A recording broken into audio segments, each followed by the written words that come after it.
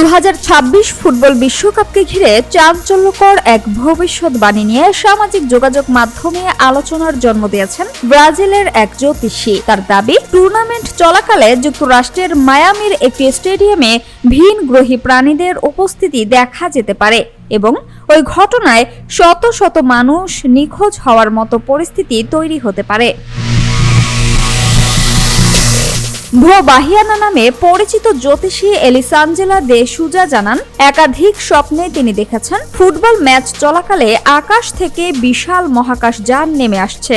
তার ভাষ্যমতে প্রথমে কিছু খেলোয়াড়কে নিয়ে যাওয়া হয়, পরে আরও বড় একটি মহাকাশ যান এসে দর্শক সহ বিপুল সংখ্যক মানুষকে তুলে নেয়। তিনি আরও দাবি করেন, ওই ঘটনায় শান্ত স্বভাবের পাশাপাশি আক্রমণাত্মক ধরনের ভিনগ্রহী প্রাণীর উপস্থিতিও থাকবে। এমনকি ব্রাজিলের তারকা ফুটবলার নেইমার ও ভিনিসিয়াস জুনিয়রের নামও উল্লেখ করেছেন তিনি। জ্যোতিষীর এই বক্তব্যের পক্ষে কোনো বৈজ্ঞানিক প্রমাণ পাওয়া যায়নি। বিশেষজ্ঞদের মতে এসব দাবি ব্যক্তিগত কল্পনা বা স্বপ্নের বহিঃপ্রকাশ ছাড়া অন্য কিছু নয়। তবুও বিষয়টি সামাজিক যোগাযোগ মাধ্যমে ব্যাপক আলোচনার সৃষ্টি করেছে।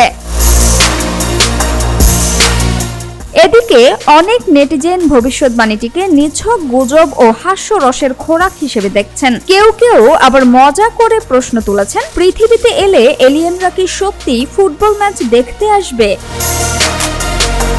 সামিয়া সুলতানা, ঢাকা ওয়াচ।